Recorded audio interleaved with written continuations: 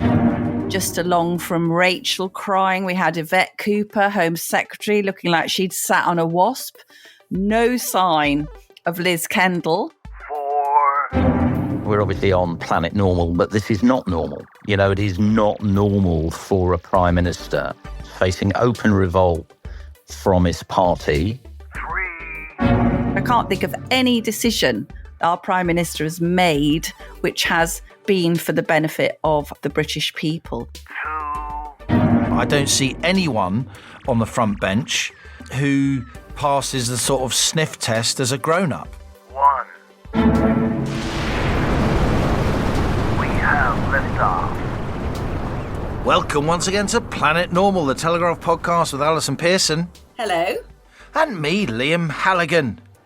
A year into this Labour government, Keir Starmer's party seems on the verge of breakdown. Just 25% of voters think Starmer will still be in Downing Street by 2029, the expected date of the next general election, according to one opinion poll. Some 61% think he should quit as Prime Minister now. And at Parliamentary questions on Wednesday afternoon, Rachel Reeves, amidst bitter criticism from much of her party, had tears rolling down her cheeks. Politics is indeed a brutal business, and in response to the Chancellor's visible anguish, financial markets promptly pushed up long-term gilt yields, foreseeing yet more political rows as the Labour left asserts itself, pushing up the government's debt service bill, already north of £100 billion a year, by even more. A year on from Labour's general election victory, Allison, Starmer's Britain's stagnating. Some 20,000 illegal migrants have arrived in small boats so far this year, 48% up on 2024.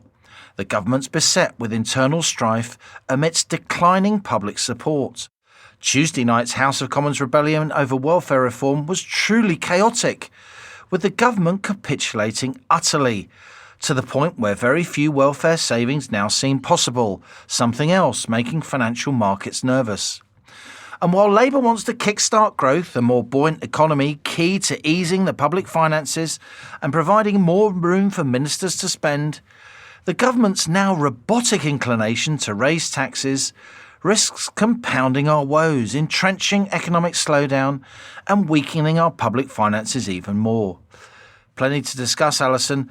I was going to start by asking you to explain why you declined the BBC's kind invitation to Glastonbury this year, as you wrote in your Telegraph column. But to be honest, we've been kind of taken over by events. We're still pretty shocked, aren't we? Having both watched Prime Minister's Questions this Wednesday lunchtime. Boy, oh boy, Liam. What a sort of 24 hours of drama, eh?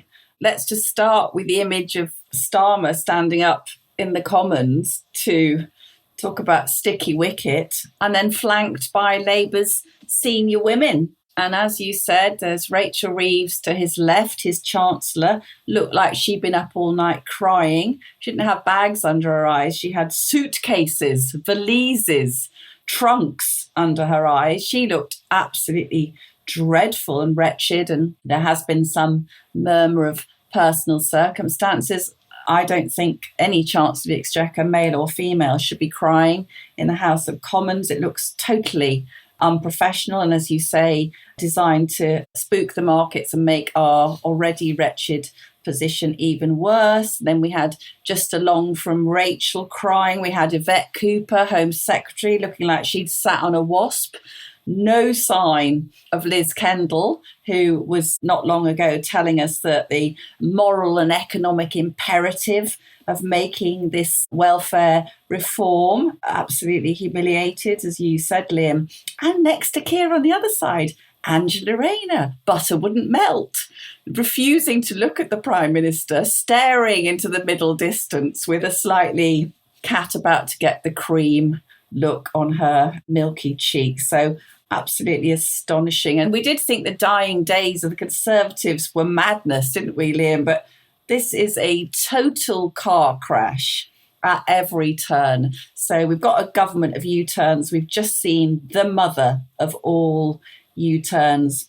Labour, as you say, Tuesday night abandoned its flagship welfare reforms, where they're going to have an overhaul of the PIP, that's personal independence disability benefits, And everything, literally everything that was in the bill that would save money was just binned to say the sorry necks of this absolutely drowning and flailing administration. Just for you, Liam, you're a keen student of Westminster. You've worked in the lobby. I was fascinated to see that there were 48 Labour MPs who voted against the Universal Credit and Personal Independence Bill, even though it no longer contained any reform whatsoever of the personal independence payment scheme. And there were 30 Labour MPs who abstained. So that is a pretty chunky rebellion, given that Starmer had made any and every possible concession.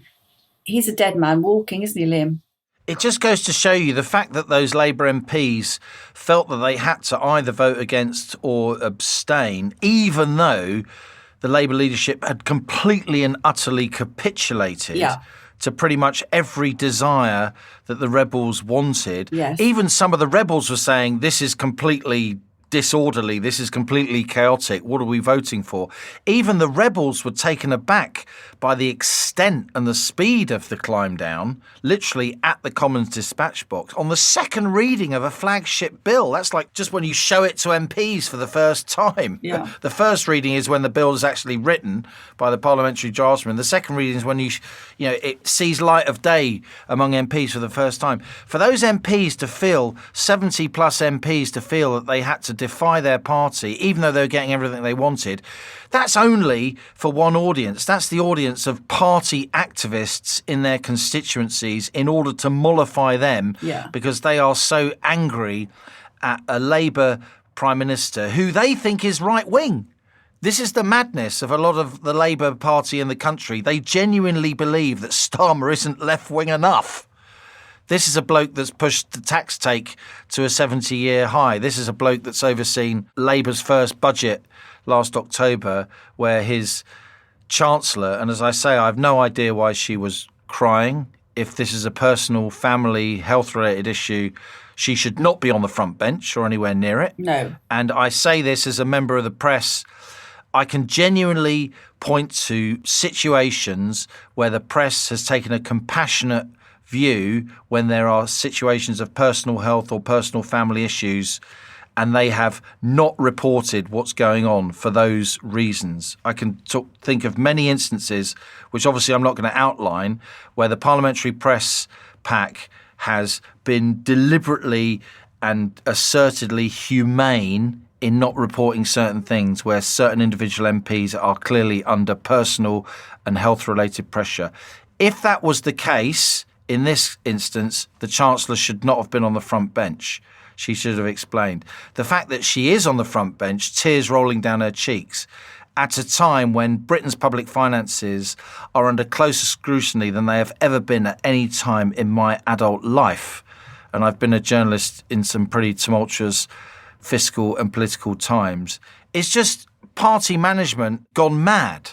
Deeply, deeply unprofessional to have this kind of public melting down, this public airing of party political grievances at a time when we need to demonstrate that we can actually manage the public finances of the world's fifth or sixth biggest economy. We need to demonstrate as a political and media class, not just as a government, because we are literally staring disaster in the face now. And this is where we're at. We thought we were going to be talking about Glastonbury, didn't we? And then we thought we were going to be talking about the fact that Labour can't seem to get its head around the fact that governing often involves tough decisions and upsetting people as much as it does pleasing people. What we're actually discussing is why is the second or third most powerful person in this government, visibly in tears as the world is watching. Let's remember, though, I've got a lot of sympathy. And as you say, I remember when, we won't go into details, but one of Tony Blair's children had difficulties, which the media very much held back on that, and rightly so. Yep. We don't want to have anybody in public life's family being caused more distress because of reporting. But what I think of with Rachel Reeves, I'm sorry, Liam, she made such a sort of full of girlish glee and giddy glee, wasn't she? Oh, I'm the first woman Chancellor of the Exchequer. Look at me. You know, lots of slow-mo videos of her walking up the stairs in number 11.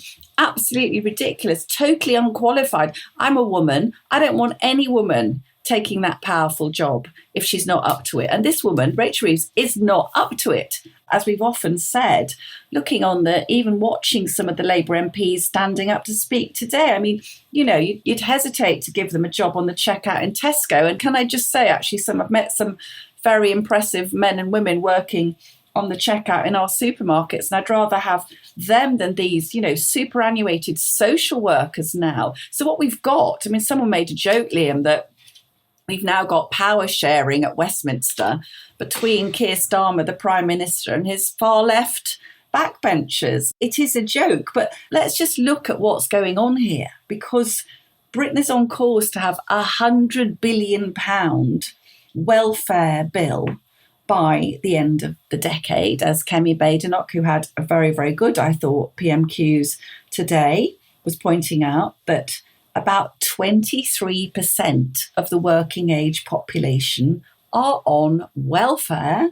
More than half of all households receive more in benefits than they pay in taxes. And as the Conservatives have said, the rider is now bigger than the horse. Those of us who are paying taxes are carrying on our increasingly knackered backs an awful lot of people. And this package, this so-called welfare reform, had very, very modest ambitions. I don't know what you think, Liam, but they were really looking to save a sort of pretty piddling £5 billion.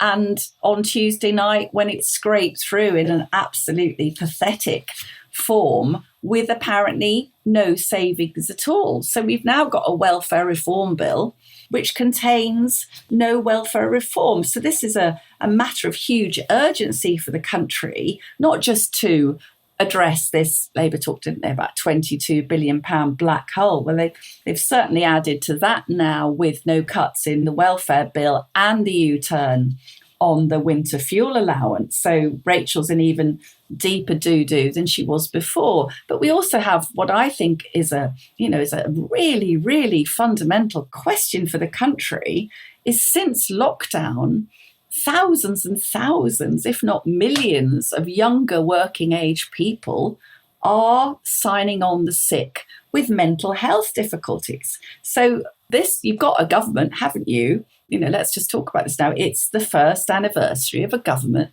that came in with 165 seat majority, a landslide victory, which now looks as though it's barely in any shape to stagger on to the end of next week. Well, the landslide, of course, was always loveless. Labour got just 33% of the vote on a 60% turnout, so only 20% of the electorate actually voted for Labour. 4 out of every 5 people of voting age did not vote for the Labour Party at the last election. So the majority is wide but shallow and brittle, and that's what we're now seeing. And it strikes me, looking along that front bench, I've known a lot of those people a long time. Yvette Cooper, she was a special advisor to Harriet Harman in the first Blair-era government, and then Gordon Brown she worked with very closely. Rachel Reeves, of course, had a picture of Gordon Brown famously on her wall when she was a university student. You had Liz Kendall at the forefront of these welfare reforms. She was Patricia Hewitt's special advisor when Tony Blair's new Labour government had a bit of local difficulty with welfare reform, though on a much smaller scale than this. Andy Burnham waiting in the wings, the Manchester mayor. He was special advisor to Chris Smith, who was culture secretary. All these politicians grew up in an era of plenty. They grew up during that Blair-Brown era when growth was 3 or 4% a year, when the national debt was 35 to 40% of GDP, and when Labour had 43% of the vote. on a much bigger turnout. Blair got almost 14 million votes, right? Starmer got less than 9 million. This is the situation we're in. They haven't got the growth, the GDP growth and the strength of public finances behind them that Labour had when they came in 1997. And so when Labour came in 1997, there was scope to spend more government money. There was scope to indulge sort of left-wing ideological fantasies. There was scope to up public spending without wrecking the public finances. We are not in that situation now. At the weekend, I wrote about the Kinks and the Beatles. Why? Because I'm, a cool guy. No, I wrote about them because so often the songwriters and the artists are ahead of the political and media class. And in the mid-60s, George Harrison on Revolver, that Beatles classic, and Ray Davies for the Kinks, they were writing about tax. The tax man's taken all my dough, wrote the Kinks. The Beatles famously wrote about the tax man. And we are now in a similar situation.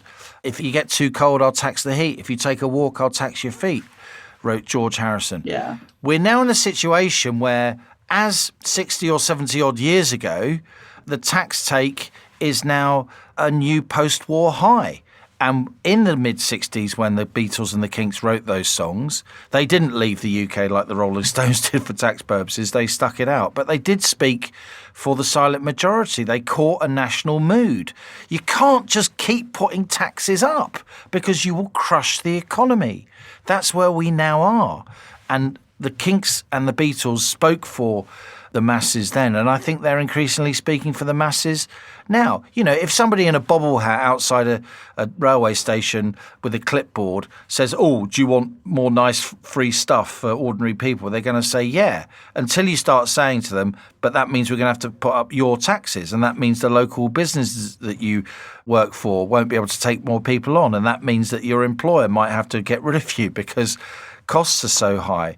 I do think we're now at the point where this sort of robotic inclination of Labour to raise taxes just because sort of abacus economics says, oh, you're going to spend this on this, that means you've got to raise taxes there. That's not how economies work. Economies work on instinct and animal spirits and intuition and the desire to take risks and invest. That's how we generate wealth. And at the moment, no one wants to take any risks in the UK. No one wants to crystallise any gains and sell assets because the capital gains tax has gone up so much. No one wants to buy a new sizable house because stamp duty is so high. People are not taking employees on as they were because of very high employer national insurance and Labour's employment rights bill. So we're getting to the point where Labour's ideological inclinations to ever increase taxation, to ever increase the size of the state as the response to all problems at all times, is literally going to drive this economy off a cliff. And increasingly, the general public is coming to that view. I think that's right. And I think we are edging towards conditions for social unrest. I've got my Post-it notes above my computer with all my dates when Lucy Keynes had the general theory, Adam Smith had the wealth of nations. La Pearson, economist extraordinaire, she has her yellow Post-it notes. On my green Post-it note, it says in his first speech as Prime Minister, that's almost exactly 12 months ago, Keir Starmer said, "From now on, you have a government unburdened by doctrine, guided only by a determination to serve your interest." Liar. He hasn't served our interests at all, has he? He's been absolutely only comfortable on the international stage, buddying up to sort of social democrats that he feels more instinctively at ease with. We have a man who is entirely unsuitable to be a leader of a country. We have a human rights lawyer who's basically not just given away the Chagos Islands, but it's actually getting us to pay via some of his international human rights lawyers to pay money for losing national assets. And I keep coming back, Liam. We often say on Planet Normal, don't we, that the words of the normal people are really telling. So when Ray Connolly, who's the husband of Lucy Connolly, Ray was a Tory councillor in Northampton, and he was canvassing in the local elections a few weeks ago, and he went into a cafe full of working people who'd voted for Starmer and for Labour just to get rid of the dreadful Conservatives. And Ray said, why do you hate Starmer? And they said, he's not for the British, right? That could be on his tombstone. He's not for the British. I can't think of any decision our Prime Minister has made which has been for the benefit of the British people. I guess now, Liam, we're looking at who can replace him.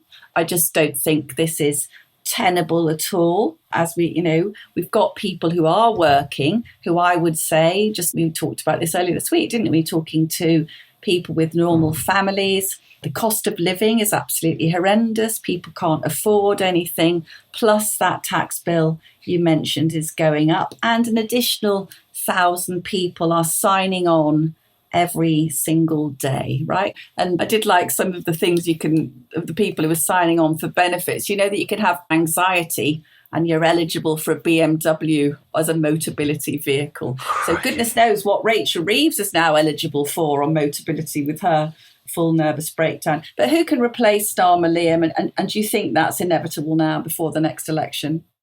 No, I don't think it's inevitable. I think the Labour left will just toy with him, like sort of Tom toying with Jerry in the old Hanna-Barbera cartoons, or even better, the Fred Quimby ones, yes, the classic Tom and Jerry's.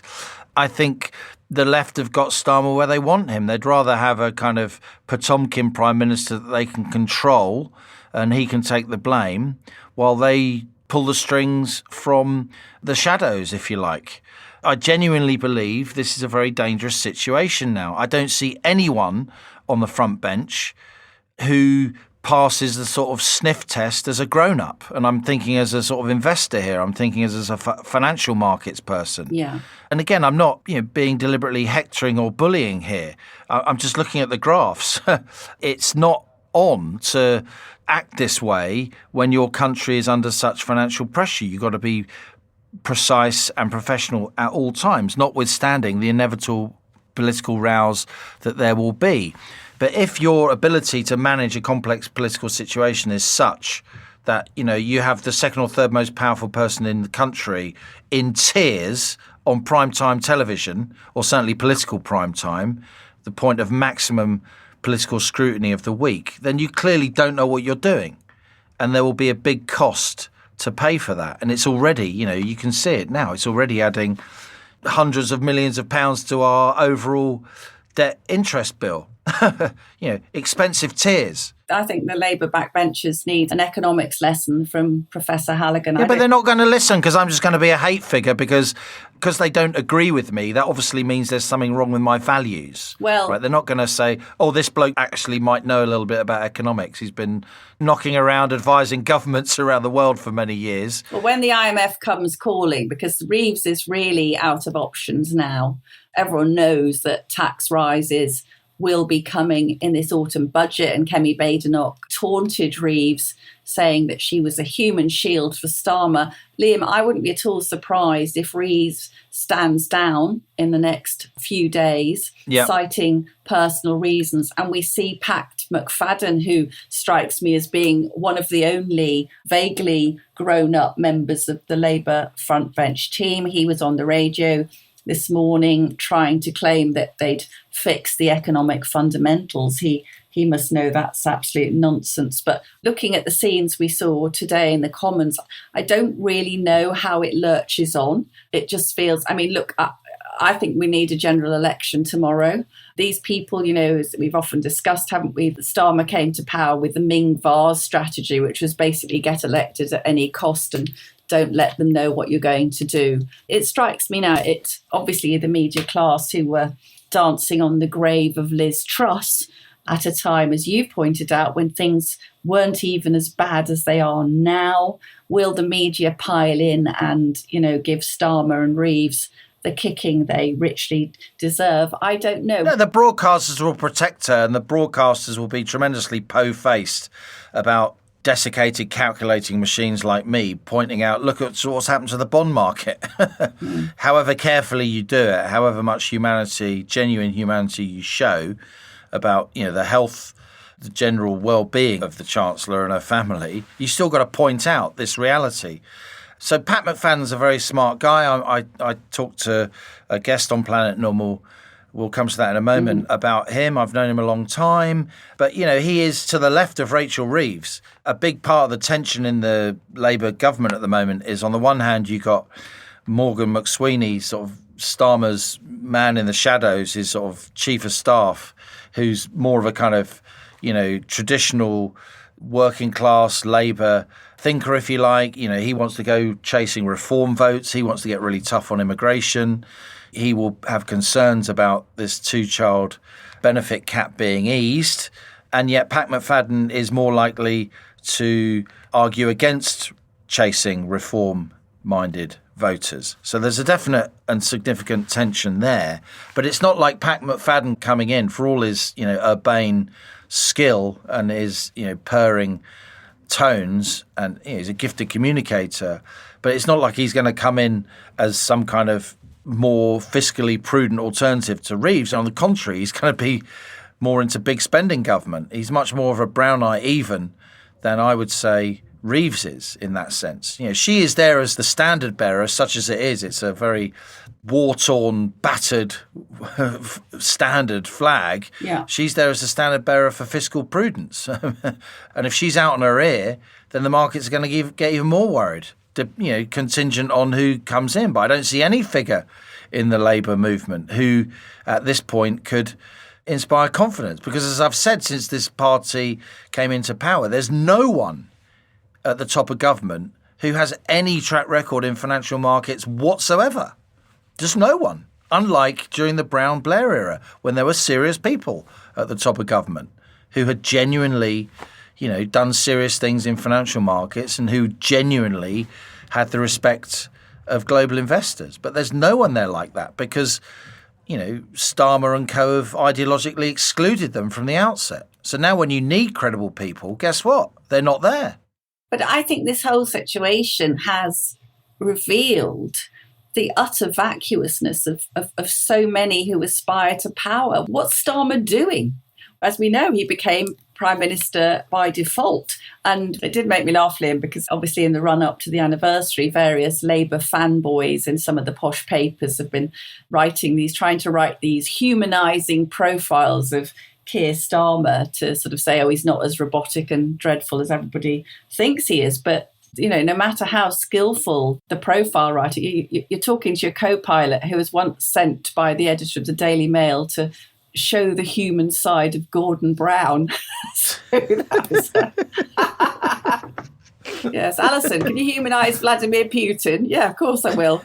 That was an interesting assignment. But literally these profiles, I mean, he actually said in one of them, did you see? He said, you know, that one of the few sensible things he'd said on immigration was we risk becoming an island of strangers if we admit so many people who are culturally different from our own people. And of course, he, in one of the profiles, he just immediately recanted on the island of strangers line, saying, if you can believe it, that he hadn't really read the speech in which he delivered that line. I mean, can you imagine a world leader making a speech on probably the most important topic for most British people, saying, oh, I didn't let it really see the light of day, i.e. I read out something that someone else had written. Anyone of his generation, i.e. our generation, yes, who's meant to be take a serious interest in politics, right? Yes. Anyone will have known that phrase is linked to Enoch Powell. Yes. It is absolutely, it's as linked to Enoch Powell as ask not what your country can do for you is linked to JFK. Yes. It is a cliche. It is a political maxim. It is a T-shirt. And to suggest, oh, I didn't know it was Enoch Powell, and then to suggest for the readers of The Observer, oh, I didn't read it beforehand, you know, as if I'd say something so nasty. It's just talking out of both sides of his face at the same time. You want to deliver this kind of punchy piece of rhetoric because you know a lot of your traditional voters are really upset about immigration, so you use a kind of Powellite line to show them a bit of leg. Yes. And then you deny that you're doing it, and then when that doesn't work, you deny you'd even read the thing before you read it out. Utterly pathetic. And also all these, you know, the Tom Baldwin and all the Starmer fanboys actually saying, isn't it refreshing how many mistakes he's made?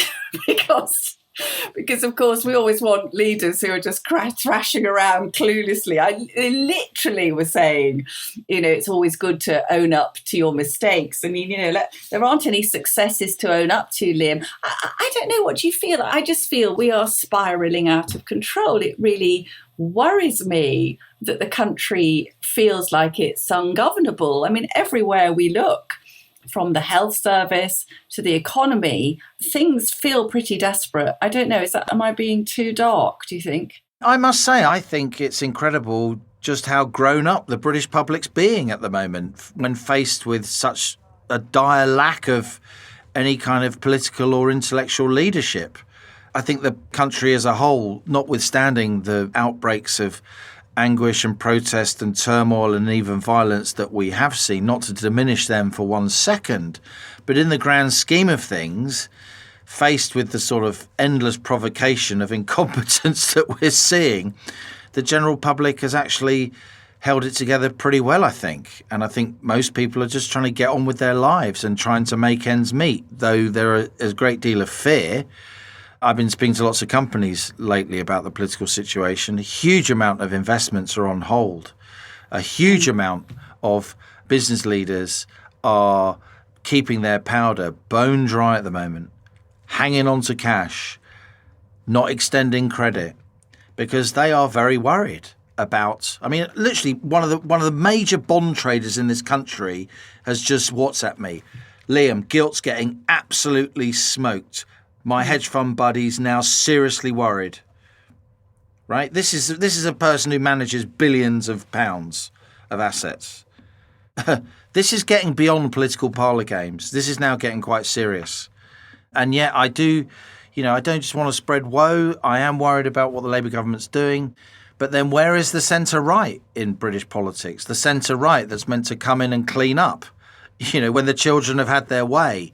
Well, the centre-right, Allison, is completely, utterly, and it seems to me, and I know a lot of the people involved, as do you, irrevocably split, irrevocably incapable of governing at this point. I don't think that's true, because I think that we're seeing the implosion of the two-party system. So Starmer now, his popularity is, I think it is the worst for any Prime Minister at this stage in a parliamentary term. So this is how rebellious they are, the Labour backbenchers are, just 12 months into a large majority. But the Tories are just barely getting off sort of 16, 17%. So I think the chances of a Conservative recovery, even in the face of this abject Labour government, are very, very poor. And Reform has been polling extremely well. We have seen this week, haven't we? I don't know whether we see these as unhelpful interventions. We've got Ben Habib, former, I think he was the deputy, I think, of Reform UK when Richard Tice was the leader, and Ben has just launched his own political party, Advance, and Rupert Lowe, another one who fell out bitterly with Nigel Farage, has launched a sort of a platform which seems to be a sort of think tanky thing. So will those two new parties / initiatives, will they split the Reform vote? I personally would be very surprised. Our readers and listeners are telling me now they are very wedded to Reform. That's my perception. I could be wrong, but I think the Labour meltdown will only solidify support for Reform. And let's just see if we have any by-elections or local elections coming up. We've just seen a couple of council elections where Reform from nothing shot to the top of the pile. So these apparent splits on the right, at the moment, they don't seem to be denting the overwhelming and growing support for Reform. What do you think, Halligan? They're not denting the fact that Reform are doing well, and of course they are doing well, but you can't ignore the numbers, Allison. If you want to get rid of Labour, who do you vote for on the centre-right? That's the point. Reform itself is split. I agree with you. I don't think, for all the merits of Rupert Lowe and Ben Habib, they're impressive people. They're not going to break through and beat Nigel Farage, not in a million years, because they haven't been knocking around the top of politics for 30 years the way Nigel Farage has. Whatever you think of him personally and whatever happened or didn't happen between those three men, the reality is that, the three of the top 5 people in reform in terms of name recognition, 2 of them aren't even in reform anyway now, and the 3 of them aren't even on speaking terms, right? Now, reform are clearly ahead, and in some polls well ahead of Labour, but, if you add up the Reform and the Tories, that is the centre-right vote. It would easily beat Labour, and yet it may not beat Labour. There's still a chance, even despite massive incompetence, Labour, the Lib Dems, the Greens, the SNP, Uncle Tom Cobley and all could beat the centre-right if the centre-right remains as irrevocably split as it currently is. And it is. It's not a case of Reform just beating the Tories. It's a case of one of these parties, or both of them together, coming up with a workable parliamentary majority that allows us to take the difficult decisions that this country so desperately needs to take. That's the problem. And if the rest of the world sees the UK government go into meltdown and they see the centre-right of British politics, which for many, many, many years and generations has eventually done the right thing, usually after exhausting all the wrong options, if they don't come to the fore and actually start making some grown-up decisions, then faith in British politics is going to go through the floor even more. And I'm talking about faith around the world. It is a case that the centre-right of British politics is irrevocably split. It just is. And that doesn't mean that Reform aren't doing really well, and it doesn't mean that they could beat the Tories. Only silly money would vote against the Tories beating Reform now at this point, right? Things can change. But if you look at the odds now, that's clear. But again, what we should be looking at is the sum total of Tory and Reform votes. And if you're interested in the centre-right getting back into power in British politics, weep that they are split, because a lot of the country is.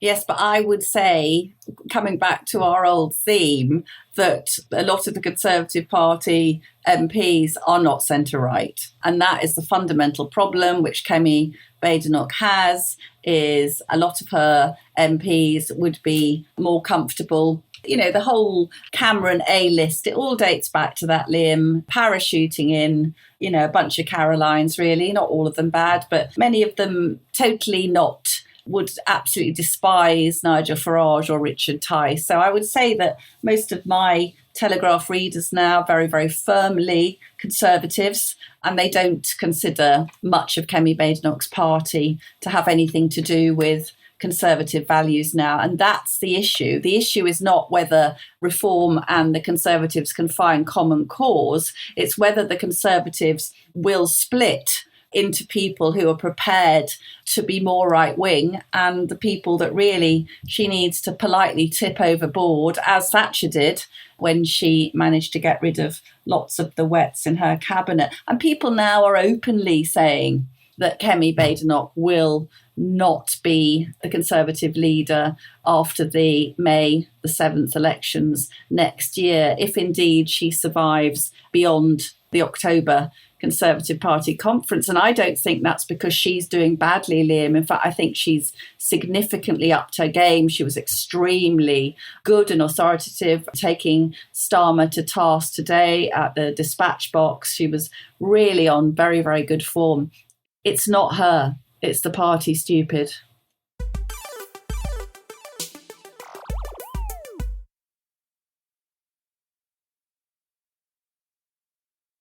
This week's Planet Normal guest is the former trade union official and prominent newspaper columnist Dan Hodges. A self-described neo-Blairite, Dan has left and rejoined the Labour Party several times and remains an important voice within the Labour movement. It's a year since Labour took office in early July 2024. Since then, it's fair to say leader Keir Starmer has become less popular, according to opinion polls. I started by asking Dan Hodges why Starmer's popularity has plunged so sharply and how the atmosphere now differs from Tony Blair's one-year anniversary as Labour Prime Minister with a big parliamentary majority back in the late 1990s. According to one survey, only 25% of voters think Keir Starmer will still be in Downing Street at the time of the next election, currently expected in 2029, and no less than 61% of voters think the Labour leader should quit as Prime Minister. How did that happen? Well, I think the first thing to say is I'm not entirely sure what the other 39% are thinking, because, I mean, this is an unprecedentedly bad, bad is not the right word, appalling start to a premiership. I mean, the only person I can think of in post-war British history who's had a more disastrous start to their premiership was obviously Liz Truss. I mean, in fair play to Keir Starmer, he's managed to last longer than her, but that's where the positives end. I mean, I think the key thing we have to remember is, we're obviously on planet normal, but this is not normal. It is not normal for a prime minister facing open revolt from his party. He's ploughing record depth in the opinion polls. I mean, this is not something that you should be seeing, or any of us should be seeing, or you would expect to be seeing at this stage of a premiership when a prime minister has a majority in excess of 170 and has recently won a resounding election victory 12 months before. Dan, you and I met back in the mid-90s in the vanguard of the Blair revolution, the end of the major government.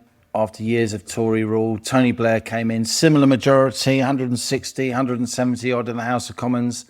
Why is Starmer so different? I think there are a couple of things. I mean, the first thing is Starmer himself. For reasons, I've got to be honest, I don't quite understand. There is massive public antipathy towards Keir Starmer. I've been out on the doorsteps a lot. I was out in the local elections. I was out a lot in the general election. People, for whatever reason, do not like Keir Starmer and have not connected with Keir Starmer in the same way that they did, frankly, with Tony Blair. I think the second thing is, whether or not you agreed with it, Tony Blair had a clear strategy, a clear ideology, a clear brand in terms of New Labour. And Keir Starmer simply just does not have any of those things. I remember speaking to a member of his campaign team shortly after he was elected Labour leader, and they revealed to me that he'd said in the election campaign, I don't really understand politics, I don't really like it, I'm not particularly good at politics. Obviously, Tony Blair was the consummate politician, and that disconnect is something we're seeing graphically illustrated at the moment with the succession of U-turns we're getting. And I think the final thing is, it was Starmer's strategy. He was so wedded to what we came to call the Ming vase strategy, the idea of getting into government without doing anything or saying anything or giving any particular hostages to fortune, to basically sit back and let the Tories lose the election rather than win the election himself. And as a result of that, the proper preparations, the hard yards, the hard policy development, the clear 100-day strategy, none of that was done. And what we're seeing, frankly, is a prime minister who simply just was not prepared for the demands of government. Do you think the Labour Party now should be trying to shift towards reform, or do you think it should be shifting in the other direction? This seems to be a tension at the heart of Starmer's operation. Pat McFadden, the Cabinet Office Minister, is warning Starmer about the dangers of tacking towards reform, but Morgan McSweeney seems to want to go in the other direction. Where should Starmer be placing himself now to try and stem the tide of reform, who are leading in so many opinion polls now? I mean, I think there are two things. I think, firstly, the hope that some Labour MPs have been clinging to, some people around Keir Starmer have been clinging to, maybe Keir Starmer himself has been clinging to, that Nigel Farage would just implode, would disappear, would just, go away disappear in a puff of purple smoke. That's just not gonna happen. But I think equally, that you're quoting something I quoted recently in one of my pieces. I think Pat McFadden, who is quite a wily, as you know, quite a wily political operator. Yeah. I think he's right. I think once you get to the point of trying to chase a particular subset of the electorate, you're getting yourself into dangerous political territory, because by implication, you are excluding a whole vast swathe of the electorate and saying to them and subliminally communicating to them, look, you guys don't count, or at best, or you're kind of like second tier voters as far as we're concerned. So that is the danger. But equally, the other danger, and I think we're seeing this at the moment, is that in his desire to be everything to everyone, he's being nothing to nobody. And this was what ultimately killed the Tories. The Tories ended up in a situation where they were despised by the left and regarded as a group of people who betrayed the right. And in the end, Tories in name only. Exactly. And as a result of that, they fell, I was going to say between the gap, they fell between the chasm between those two sides of the electorate. And that is the danger that Keir Starmer is facing at the moment. So you can see it now with the welfare legislation. He's U-turned. So in the eyes of people on the right who are keen and hungry for welfare reform and tackling the spiralling welfare bill, he hasn't delivered for them. And to people on the left, he's pursuing a policy that his own Department for Work and Pension says will push 150,000 people into poverty. Both his left flank and his right flank are collapsing simultaneously, which is why he's in the dire predicament he is. Let's talk about that left flank, Dan. You know the Labour movement to your fingertips, the trade union movement. On his left flank, he's not only got Greens, the Lib Dems, Plaid and the SNP and so on. He's also got his own internal left wing, increasingly belligerent, increasingly powerful. How serious is the threat to his premiership from Angela Rayner? How big is her operation, Dan? Is she serious about becoming Labour leader pretty soon? She's very serious. And, she has got an operation. I wouldn't say it's as significant or as extensive as, say, the Blairite operation or the Brownite operation. But she does have a team. A Praetorian Guard, if you will. She has a Praetorian Guard, and crucially, she is incredibly popular amongst the constituencies that count. She's very popular amongst activists. She has support amongst the trade unions and amongst a growing sort of cadre of Labour MPs who are starting to see the primary threat to Labour coming from Farage and Farage's populist working class appeal. There is a growing sense that maybe Angela Rayner, who, whether you like her or loathe her, does have a degree of working class authenticity. She may well be better placed to confront the Farage insurgency than Keir Starmer with his quite wishy-washy, woke, liberal North London managerialism. In terms of Labour's power within working class communities, particularly in the north of England, I'm thinking of the Muslim vote here, Dan. To what extent do you think Labour has a problem with the Muslim vote? Oh, it's got a massive problem. I mean, I remember writing about this before the election, saying this was the one area where Labour had real electoral problems. And so it turned out, obviously, slightly masked by the scale of Labour's majority, but in a number of key seats for MPs such as West Streeting, such as Jez Phillips. You had a couple of big Labour names that came within a whisker of Jonathan Ashworth lost his seat. losing their seats, and obviously Jonathan Ashworth did lose his seat. Yep. And that is frankly terrifying Labour MPs, but it also presents a massive strategic dilemma for Keir Starmer, because obviously he's got the crumbling support amongst his Muslim base.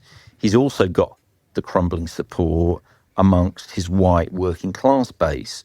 And so coming up with a policy agenda that can simultaneously appeal to and sort of reintegrate his support and his message with Muslim voters, whilst getting a message that also can align with white working class voters, is obviously extremely difficult. And frankly, it's a circle that Keir Starmer at the moment hasn't got the first clue about how to square. We've just seen the launch of a new party by Ben Habib, Advanced UK, of course. He used to be part of Reform UK.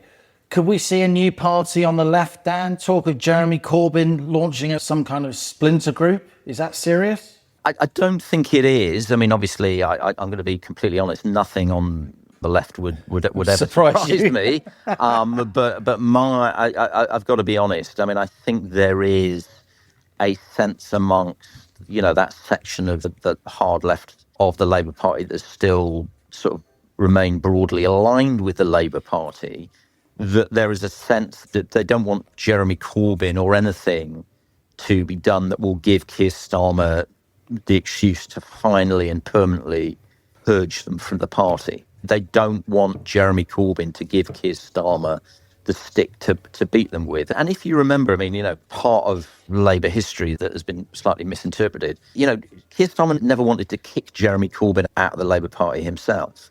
That was never supposed to be happening. It was only Jeremy Corbyn's stubbornness and refusal to take the deal that was on offer after the whole, shenanigans about the anti-Semitism report. Yeah. He was supposed to have been brought back on board. Corbyn's own stubbornness and refusal to apologise prevented that happening. So his exclusion actually happened by accident rather than design. So there's not really at the moment a huge appetite amongst Keir Starmer or his advisors to even go ahead with a purge. And similarly, as a result of that, there's not really a huge appetite at the moment amongst the left to walk towards what they know would be the isolation of setting up a fringe party. I've got two questions for you, Dan. The first question is, what would be your advice to Kemi Badenoch? My advice to Kemi Badenoch would be resign, because if she doesn't resign relatively soon after her party conference this autumn, and almost certainly after next year's local elections, she will be ousted by her party. She's given it a go. She's done her best. She inherited the Tory leadership in very difficult circumstances. Her leadership has been a failure. There are no circumstances where she can transform her leadership now, and frankly, she is simply delaying the inevitable. And what's the one policy that you think Keir Starmer should be focusing on, Dan? We haven't mentioned immigration. Should Labour be really focusing on immigration or somewhere else? Yes, the one policy Keir Starmer should do is he should bite on the bullet and he should withdraw Britain from the ECHR, because what he obviously goes against all his instincts, obviously liberal, human rights lawyer. But the thing that he has to realise, and the political reality he has to recognise, is that Britain will leave the ECHR in the next few years. And it will either be a Labour government that withdraws Britain from the ECHR, or a reform Tory coalition that withdraws Britain from the ECHR. But that is now such a fundamental obstacle to Labour or any government doing what it needs to do to get to grips with immigration. That is the one thing that Starmer should do, because, as I said, it's going to happen one way or the other. Do you predict he'll do it? Has he got the guts? No, I don't think he has the guts. I don't think he has the inclination. I mean, in fair play to him, it's not aligned with his values, and it's not something I think it's entirely relevant in that sense, because I'm finding it increasingly difficult to see how Keir Starmer is the person who leads the Labour Party into the next election anyway. So I don't think it'll be for him. I think it'll be for his successor. Dan Hodges, thanks a lot for appearing on Planet Normal. Thank you. Dan Hodges is great, Liam. I disagree with him on some topics, but if I want to know what's going on in the Labour Party, Dan is always my first point of call. I thought he made some pretty extraordinary but entirely valid points there, that we are likely to go into the next general election with not Starmer and not Badenoch. I mean, there's a lot of change coming up. And boy, there's something to look forward to. Who says we're down in the dumps? Prime Minister Angela Rayner.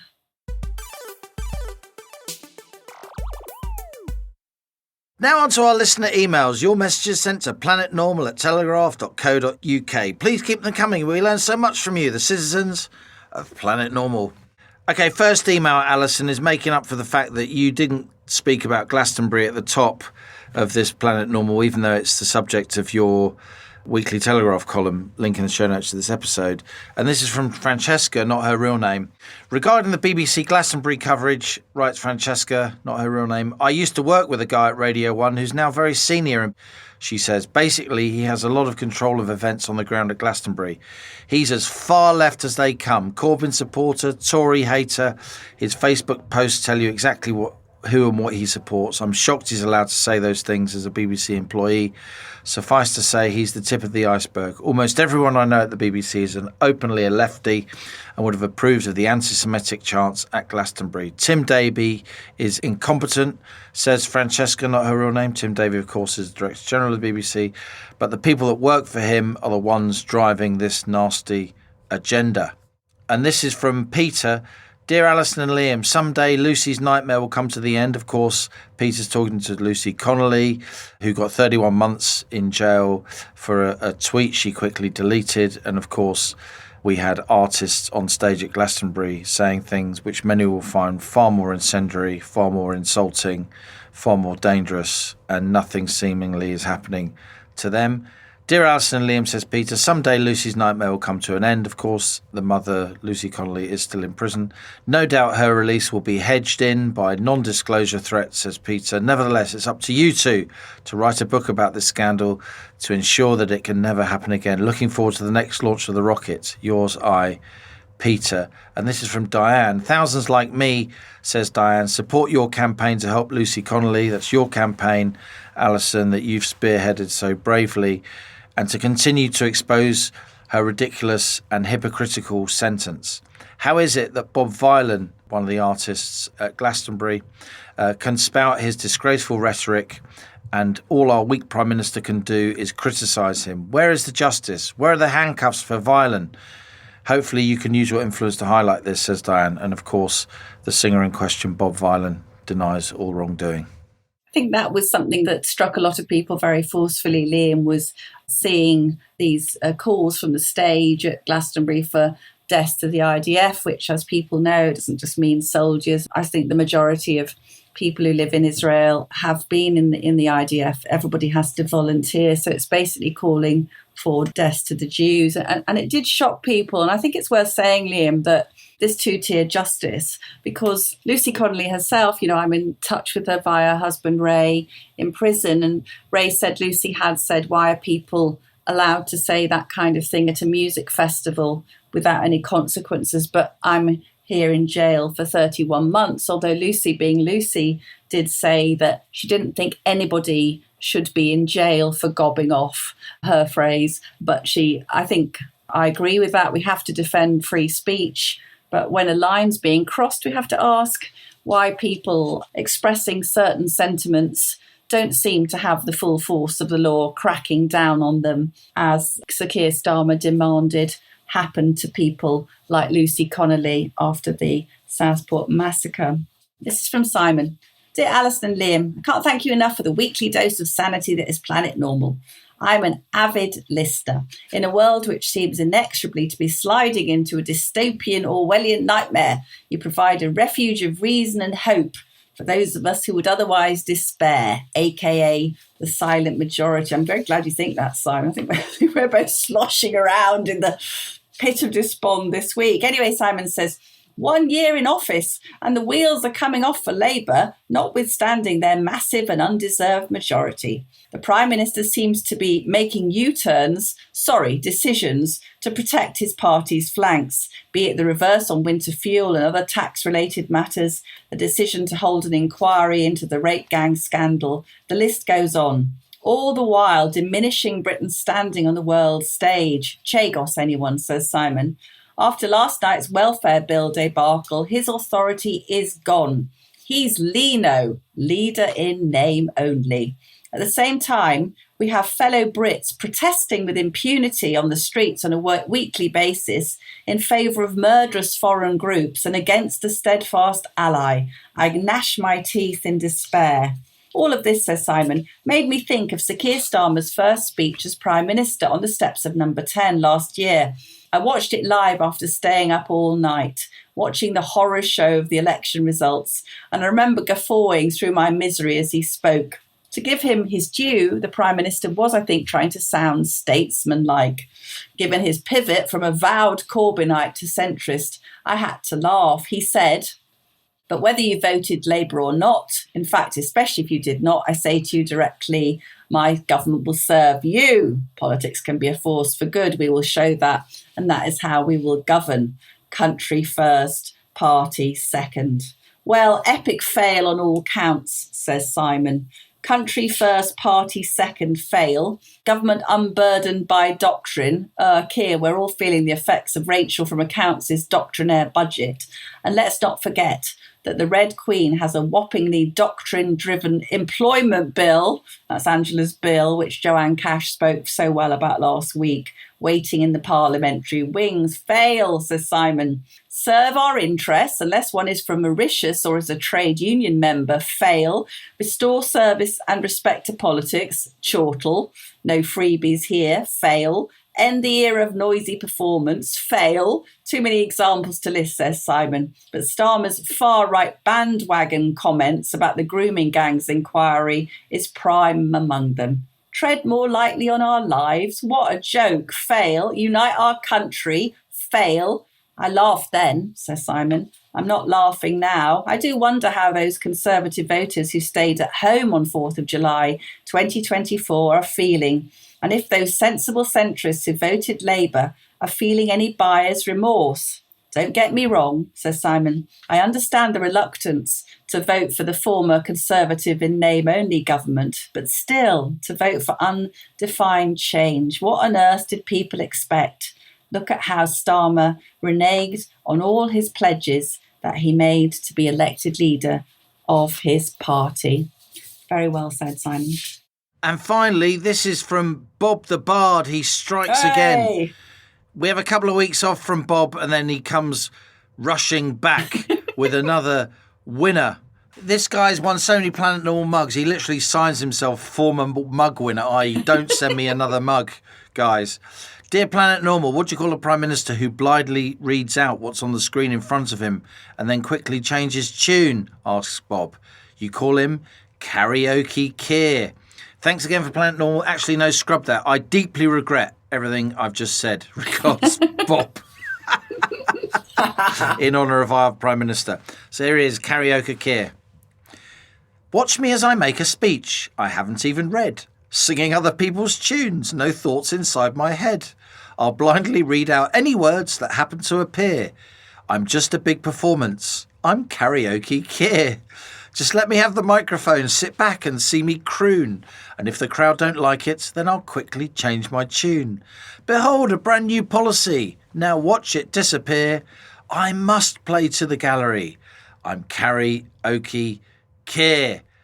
And on that bombshell, Allison, that's it for another week as we leave our sanctuary of sweet reason, our flying refuge of reasoned views, in this, the first episode of Planet Normal for some time in which you've used the word chortle.